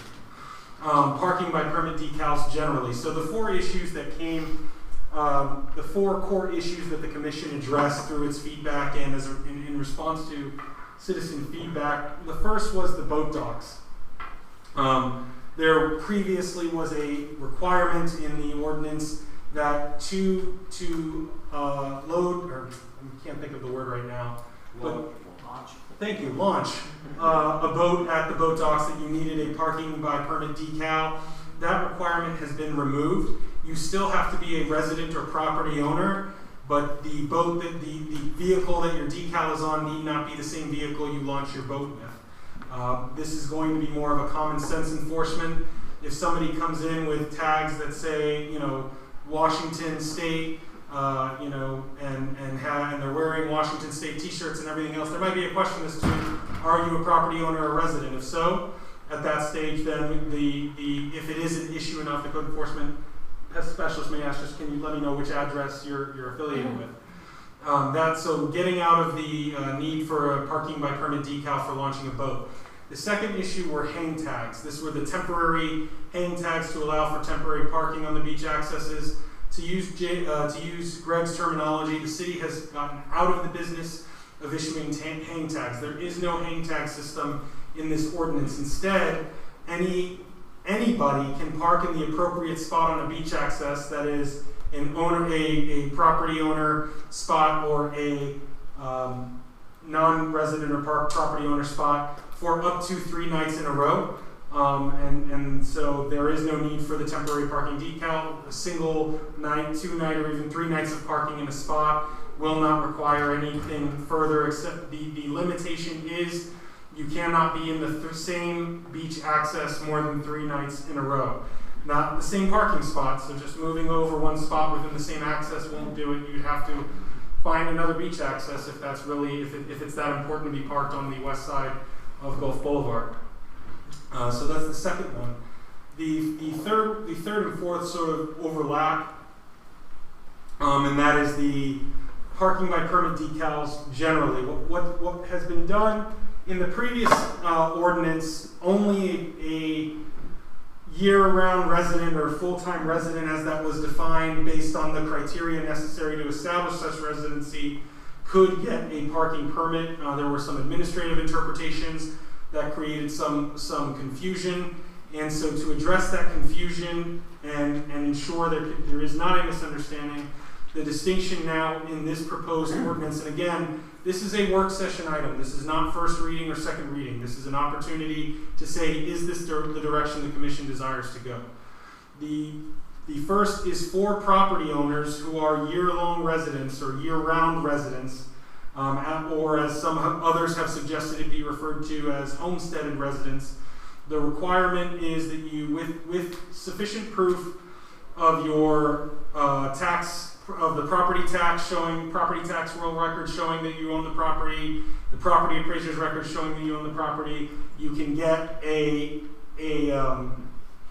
that it's homesteaded, you can get as many decals as necessary for the vehicles that are directly registered to that location. And there's also with proof of the vehicle registration records. The alternative is if you are not, and in the situation where somebody is a lessee or is leasing, they need only produce either their lease showing a term in excess of 1 year or a certified letter from their landlord indicating they have an open term lease that expires in no less than 1 year. Alternatively, for the non-homesteaded property owners or taxpayers or whichever appellation you wish to give it, the people who are not in that class, you are entitled to a parking by permit decal, 1 per property owned. So the sole distinction is the number to which you have access, but now every taxpayer, property owner, again, whatever name people want to give it, have access.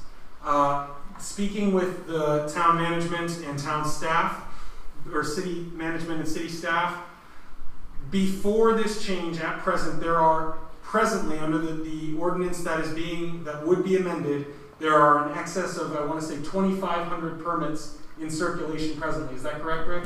No? What's the number? We're up to 1,100. 1,100. My apologies. I was thinking of another issue. There are 1,100 permits presently in circulation. We're talking about roughly 73 spots, or roughly 70 spots. With this, more people would have access to those spots. And so we are talking about a scarce resource in the town. Again, it may be that your desire is to park at a beach access, but if you live in the vicinity of, let's say, 8th, it may not be quite as convenient for you to go down to 24th to find a spot, though there may be a spot there. And so that we're not guaranteeing these decals in no way guarantee that a spot will be vacant for you, guarantee that the spot will be vacant at the same time, only that if it is, you have access, and that's the only thing these decals do. But with the feedback of the community and your commission, responsive to the concerns of the community, that is how each of those were addressed. The one thing I would add on the property owner side, or non-homestead property, in the event the property is held by a corporation, It allows that if the applicant can show that they are an officer or registered agent as registered with the Department of State, that they are of that corporation, then they can get it. To be very, very clear, it may be that more than one person for a single property as a property owner has the capacity to get a decal, meaning let's say your parents invested in a property here some years ago and it has now been bequeathed to 4 siblings. All 4 siblings could potentially apply, but only one of them is going to get it. Or only one vehicle between the 4 of them is going to get it, and they could each use that vehicle. But that would be how that would operate. And so that is how, those are the substantive revisions to the ordinance. Again, these are proposed amendments for the commission to consider, prepared by myself and the town manager based on the feedback received today. Thank you, Randy. Greg, do you want to say anything, or do you want to? I'm good. Okay. And Yes, you will. before we go to the commission, I think if it would be okay with everyone, I'd like to go out to public comment. Okay, so let's go out to public comment. Is there anyone who would like to speak on this discussion item at this time? Please come forward, say your name and your address. My name is Paul Phillips. I live at 2408 Beach Trail. I'm a non-resident owner. I've lived on Beach Trail various times of the year since 1985, and I've had decals for my wife and I for over 30 years. And at times, because I was at the last meeting, by the way, when we talked about these hanging tags for 3 days, and if you can recall, I thought it was very hard to administrate that. And before I go further, let me ask Mr. Moore a question. You said you can park on the beach access for 3 days. Is that with a tag or without a tag? No, tags don't exist anymore. No tag. No, the parking by permit decal might change which spot you're in within the access. If you have a resident decal or property owner decal, you could park in those spots, but there will not be hang tags anymore. So how are the police? So a lot of this problem is one of enforcement, in my opinion. And I know finally in the last few months there's been more enforcement because I live right off 25th Beach Street access, the street parking, and usually the people parking in the resident parking spots half the time are not residents. They don't have decals. And I know it's very hard to enforce this around the clock. But in my opinion, a lot of this problem of parking for beach residents has been one of enforcement. And if this is enforced, some of this problem, I think, will probably go away. That's my own belief. And I've lived there for over 30 years, and I've watched this transpire. But getting back to my comment, Mr. Mora, you said you can park in one of those spots for 3 days without a tag. How are the police going to know? I mean, they're going to have to come and make a mark on your tire or something? Yeah. Address all this at the Yeah, at the very end, Mr. Phillips, we're writing down what you said, so at the end we'll address all of the Okay, comments. all right, fine. Thank you. Do you have anything else? Yeah, and so I just want to know, and again, you're a lawyer, and I saw the proposals have come on your stationery, so I assume you've looked at this for fairness and equality and potential legal questions. But I'm just questioning myself to you. Is this truly legal to discriminate between a property owner and someone renting and giving more credence, more weight, and more privileges to a renter than an owner paying tax? Okay. And I just ask you that. Okay. Thank you, Mr. Phillips.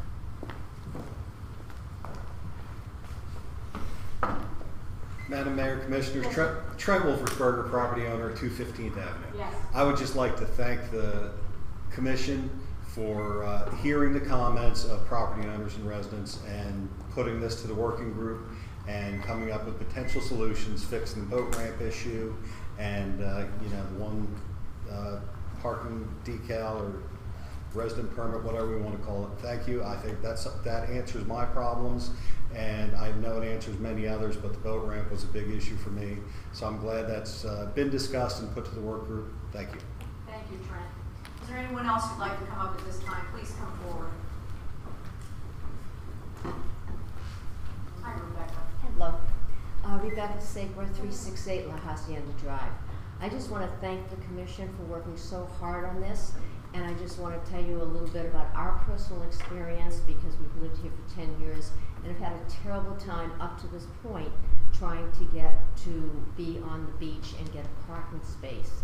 And we had family in recently, and ever since you limited the number of resident parking decals, we were actually able to get a parking space. There was only one, but we did appreciate that, and that's been wonderful. So I think the fact that you're limiting them to full-time residents, you know, people who have cars here, for just those 70 spaces. I mean, I know we're not talking about all the spaces, just the 73 spaces that are on the beach accesses has been a very large improvement on our ability to get to the beach.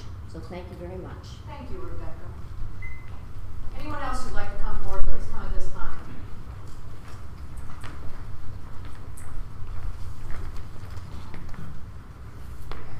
Mark Bodine, Cameron Cove Resort, 2402 Gulf Boulevard. I'd like to thank the commission and the city manager. Over the past couple of months, you've listened to a lot of the homeowners from Indian Rocks Beach discussing the beach parking.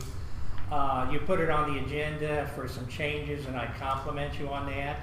The reason I'm here again is for the hang tags.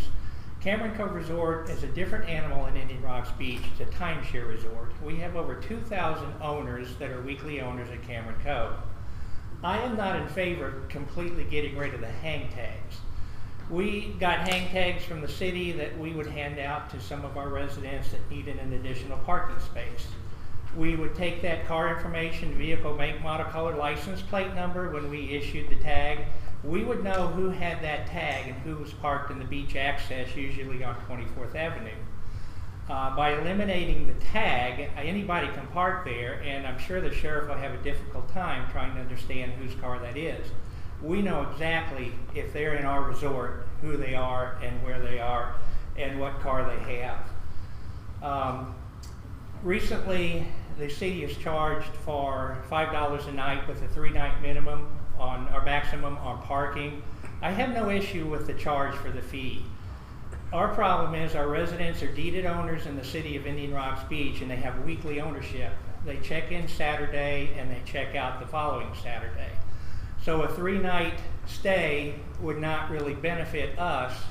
However, if you're eliminating the parking tags, they could stay in one beach access 3 nights and then move their car over to another beach access.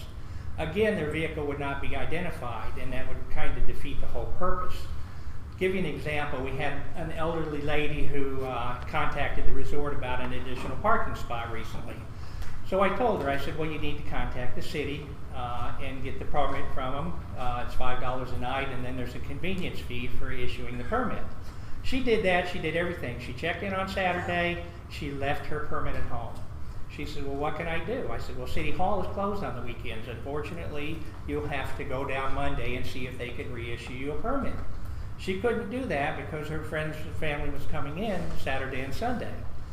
So the issue was, at least we were able to get the permit ahead of time, which is great, but I am not in favor of eliminating the hang tags. And again, thank you very much for your cooperation and your consideration in reference to the beach access parking. It's a difficult situation that you're going through. You can't please everybody, and I support the decisions that you make. Thank you, Mark. Is there anyone else at this time who'd like to come forward concerning the parking? Hearing none, I will close the, Zoom. Matt, is there anyone on Zoom? Joe Zagarino, you are recognized. Please unmute your microphone. Hi, Joe. Hello, how you doing? Thank you very much for allowing me to speak at your meeting.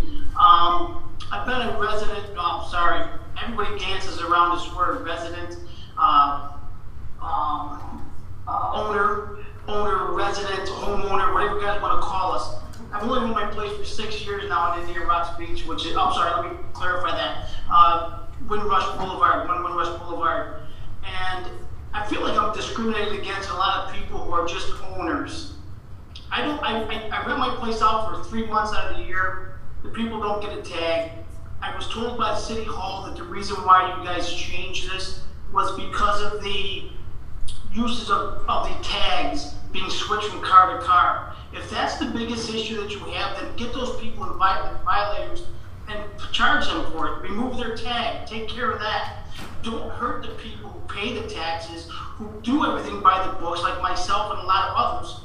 I think that you are discriminated against a lot of the people who are owners. And I've seen tonight, Randy, I think his name was, a gentleman, even everybody on the commission, did dance around that word, owner, resident. To me, you're discriminating, and that's to me disappointing. I am a taxpayer, and I read your rules, and the applicant for parking, it clearly states property owners, not property residents, not property part-time residents, not homeowners full-time. It says owners. I hope you listen to me. I hope you listen to everybody else. I understand some people are a little disappointed because they're not getting a parking space. I get it. I understand that. I feel bad when you're discriminated against and your full-time residents want to listen for almost 2 hours about pickleball. I get it. Not a problem. I think that everything should be addressed and addressed to the fullest. Not to the point where it only helps out the full-time residents. I'm just a little disappointed with it. I hope that you listen. I sent you all a letter just explaining why I was upset. I think you said that you're changing your ways of doing it, and that I will be able to get a sticker. I have one card down here. I use it 5 times a year for a week each time. I will be a full-time resident shortly. This year I'm retiring, so I know that won't be an issue then, but still, it bothered me this last season. I was just there 2 weeks ago for a month, and I got kicked out of the beach. I couldn't use my spot. Very disappointed. I hope you'll listen. I really thank you very much for letting me talk at your meeting, and I will be at your meetings when I come down here to spend full time. Thank you very much. I do appreciate it. Thank you, Joe. Is there anyone else on Zoom? Madam Mayor, I'd like to recognize Carla at this time. Please unmute your microphone. Thank you, Commissioners. This is Carla Stahl. I'm an owner of 1000 Gulf Boulevard, Unit 404. I did send an email to the Commission and to City Manager at the time that this person acted, expressing my displeasure. My attorney has been in contact with the City Attorney, and I'm satisfied with property owners being given 1 decal. My concern, however, is, or maybe I'm unclear on this, I do need beach parking even though I live or have a beachfront residence, which will be my full-time residence within the next 2 years. However, sometimes the facilities at the beach access are better suited to some equipment that we use at the beach, and specifically an IT water bike. We don't really have a way on our property for me to transport that to the water very easily, so I would be using my car to take it to the waterfront using a beach access. And I'm also interested in being able to park on side streets when we have overflow guests at our place. And I'm not clear on the decals. Currently, I have 3 decals. They actually expired at the end of last year for every car that we have registered in our name. At the time that I am a permanent resident there, I know that I will be able to get a decal for all of those cars, which seems a little excessive. If some people have 3 cars, that's really not the city's fault or other property owners who may not be full-time residents.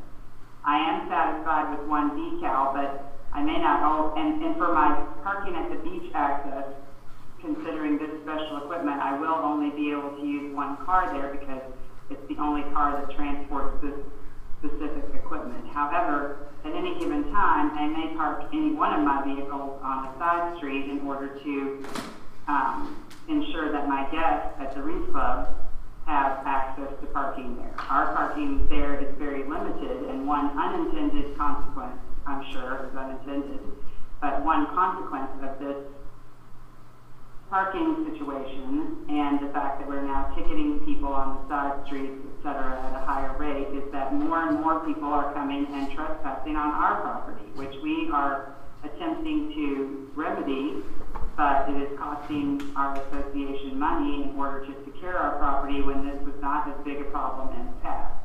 I certainly recognize that the trouble that the city has managing the rights of all its residents and having all of its residents be satisfied. We do have a number of short-term Airbnbs on the side streets, which we all know has been possibly good for the economy of the local businesses, but not necessarily good for our parking situations anywhere. So I just wanted to say thank you for reconsidering this, or at least giving the actual property owners at least some solution, because to exclude us from these decals I felt was very unfair, if not possibly unconstitutional, and I do appreciate your time. I also appreciate that it's a Tuesday evening and I'm sitting at home and you guys are all there. I know it's your highly paid position in government, however, I appreciate your efforts, and I do hope that you will listen to people like myself and the last gentleman who spoke, and I do hope that this will get resolved. My husband works quite a lot in the legal field, and his position is if everybody is a little unhappy, it was probably a successful resolution to the case. Thank you, Carla. You're over your 3 minutes, but I do appreciate everything that you said tonight. And is there anyone else on Zoom who'd like to speak? No, Madam Mayor. Okay, with that, we will close the public hearing.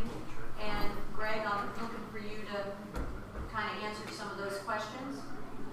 Yes, maybe yes. Yeah. Well, let me just clarify, because I think maybe still some questions about this. Randy stepped out. Basically, what this draft would do, if you want to go forward with it, we would allow property owners, and that's one of the complaints we have with the existing ordinance, they would allow to receive one decal per parcel. We would be out of the hang tag business. You'd be allowed to park at beach access for no more than three days, and then property owners and full-time residents could use the boat ramp. And that's all manageable. The boat ramp's easy. If a deputy rolls up on an individual, when we pick on a state, your state, Ohio, we'll pick on Genesee State. If there's an Ohio truck there, all we have to do is ask for the name and pull up the information they're either a property owner or not, or they're a full-time resident. We can figure that out. I don't really want to go into too much how we will address people that park too long at beach accesses, but that's can be done. Trust me, there are people that live adjacent to beach accesses that tell us frequently when somebody's been there too long. So I don't have any concerns about that. So back to what Randy was saying, I think the 3 changes address 99.9% of the comments or complaints that you have. Okay, Randy, do you want to follow up with anything at all before I go to the commission? I'm thinking, Madam Mayor, just thinking through the comments that were made. I want to be very clear. It seemed that at least one of the speakers was unclear about what's being proposed. As a property owner in Indian Rocks Beach, each property owner will be entitled to a parking decal for each parcel owned. So there is no longer a distinction about the entitlement, only the number to which you will be given, number of decals to which you will have access to. I think that was the only misunderstanding that needed direct addressing, and from an enforcement standpoint, without going into the minutia that, again, the manager, Mims, and I have discussed at some length how that could be administered from a practical standpoint and pragmatically as it relates, to not being overzealous in that regard. I didn't fully understand the question about watercraft and the side street parking. The decals have nothing to do with parking on the city streets. There are separate ordinances, which we've discussed at similar length, that govern them. Well, and we do, if it's a street that allows, and I will get to you, because I remember what you said too, I have to. If it's a street that allows parking, then yes, they can park there, but if it is a side street that doesn't allow parking, then obviously obviously, a citizen, whether they are. Any vehicle. Well, no one can, Any vehicle. There's no distinction Right. at all. What I'm not a about- resident of this community. I could park on a street as long as there's not a sign posted directing otherwise. Correct. And what about the discriminatory situation? Without getting into that, the constitutional analysis of it would get down to has the city articulated a rational basis for its reasoning? I think the volume of discussion around this issue has established rational bases, and I'm not going to sit at a meeting and say these are the 5 or 6 things to the exclusion of other arguments that could or would be raised were this legally challenged. I will tell you that with the passage of any ordinance comes the possibility of litigation. I can't assure you that nobody in this audience or otherwise would attempt to make such claim. I would say that you have a colorable defense, and we would defend it as such. The one point I would make, and I had a similar discussion with another property owner in the community and resident who frequents the area about precisely that issue. And the reality is, as policymakers, anytime you draw the line somewhere, any bright line leaves someone aggrieved. We need look no further than the pandemic. I don't know that there's a really meaningful difference from a 66-year-old ultramarathon runner and a 64-year-old with emphysema on why anybody 65 and over is going to get the shot at a time certain and no one else is. There are times where that line doesn't always make sense, but there is in an isolated example.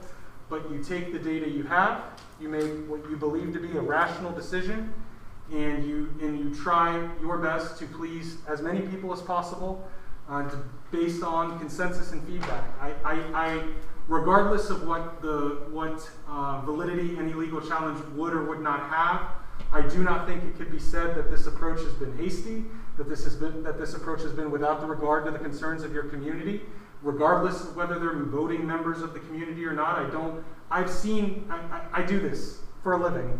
I've seen communities where people say, I know the 7 people who voted for me, and that's what I'm doing, and that's the end of this.